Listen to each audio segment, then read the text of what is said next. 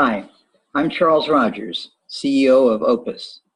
I'm going to share with you my vision for a better way to treat patients and a better tool to put into the hands of surgeons for closing incisions. The background for this is the metal surgical stapler invented in the 90s. Millions have been sold because they saved an average of 5 minutes in the operating room. But now there are concerns about healing, infections, and complications, and the cost of returning to have the staples removed.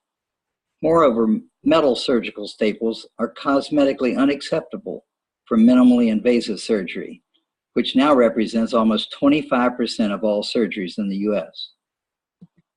Every surgeon knows that metal staples leave ugly scars, and every patient that's ever had staples pried out of the skin will tell you how painful it was. So why are metal staples still being used 25 years later? The reason? Because until now, no one had figured out how to get bioabsorbable plastic to do the job of metal, which is 19 times stronger. So let me introduce Subq, a bioabsorbable fastener that's inserted beneath the skin, holds the wound together in an ideal shape for healing, and then just dissolves, absorbed by the body. Subq is a better tool for the surgeons also. Note how easily the surgeon matches the two sides of the incision for good alignment, places the tissue into the stapler, and deploys the fastener beneath the skin, never piercing the natural barrier to infection. The key to Subq is our belief and the vision that we have worked on for over 10 years, that there had to be a better way than this manual suturing technique. What you see here is using bioabsorbable plastic thread. It's been available for years, but it's like fishing line. The surgeon has to pull it through the tissue with a needle. As you see here, it takes a lot of skill and a lot of time and has the risk of needle sticks. Bioabsorbable plastic is just not strong enough or sharp enough to push into the skin like a metal staple. So how do we do it? The answer is we do use metal temporarily. Those sharp surgical steel needles extending through the fastener at the top of this drawing, they have the strength and the sharpness to pierce the underside of the dermis. But then the needles are removed, which leaves only the little piece of plastic in the tissue. Then when the stapler and the forceps are removed, the forces on the tissue pull, engage the barbs, and the Subq fastener flexes to hold the tissue by the tensile strength of the plastic. You know, if you've ever tried to break even a tiny thread of plastic by pulling it, plastic is very strong in this way. This photo shows you just how strong Subq fasteners are. Two fasteners are holding 22 newtons, about 2 kilograms. Subq has been cleared by the US FDA for a broad range of procedures: abdominal, thoracic, gynecologic, orthopedic, plastic, and reconstructive surgery, giving us access to a very large market. Opus KSD has invested in intellectual property from its beginning and owns all of the rights to the Subq technology. A total of 9 patents have been issued, 2 in the US and Europe, and other major international markets. Indeed, the issued patents in China and Japan are key to our licensing deals that we'll discuss later. This slide summarizes the first 50 patients and illustrates the variety of procedures where Subq can be used.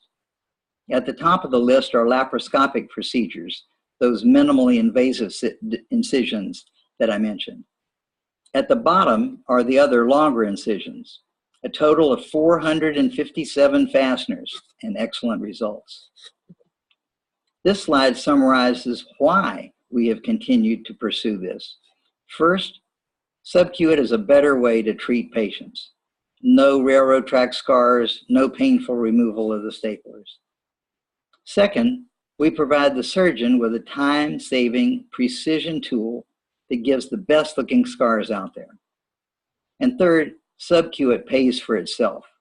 Our price of $40 compares to 1 minute in the operating room, which actually averages about $62 a minute. These savings are illustrated in this chart with manual bioabsorbable sutures, the one we just saw hand-stitched on the left, which take a lot of time, over $500 worth, an average of 9 minutes in the OR. And Subq shown on the far right, which has the same time savings as the metal staplers, but no need to return for removal. Opus has internationally registered the trademark Subq and has the website subq.com, which I hope you'll visit. We also have exhibited at the premier medical conventions. Arab Health in Dubai brought many international distributors who we're now working with. SAGES is the conference for laparoscopic surgeons, and ACS stands for American College of Surgeons, the largest gathering of surgeons in the US. Opus's commercialization strategy is to launch in selected foreign markets, as you see listed at the top. We also have signed a significant licensing and distribution agreement in China with the leading supplier of surgical skin adhesives. This company believes, as we do, that Subq will greatly expand the market in China because Subq will provide the strength for longer and more challenging incisions, while the adhesive will be used to seal or waterproof the wound. This purchase market research report estimates the global market for surgical incision closure products at $14.2 billion in 2017, growing at 6.4% per year. This includes sutures, staplers, skin adhesives, and tapes. Of importance to this audience, the Asia Pacific market is forecast to be the fastest growing region. And surprisingly, skin staplers are estimated to grow from $521 to $692 million by 2021. All this is to support Opus's estimate that the total available market for Subq is $1.5 billion worldwide. Opus to date has raised $1.4 million in common and $1.7 million in Series A preferred shares. We're currently raising $3 million in a Series B preferred equity investment, with $1 million of this already committed from a strategic partner. The money will be used to hire additional quality, regulatory, and sales management to obtain the CE mark and expand our marketing into other countries, and to complete development of Subq 25, a larger capacity version of Subq for longer incisions, such as C-sections. The combination of sales growth and a worldwide patent portfolio will make Opus an attractive acquisition target for multinational medical device companies. This slide summarizes the acquisitions made in this area just in 2017. Based on the 79 acquisitions of our size that were shown in the previous slide, the average deal was $155 million with a multiplier of 3.48.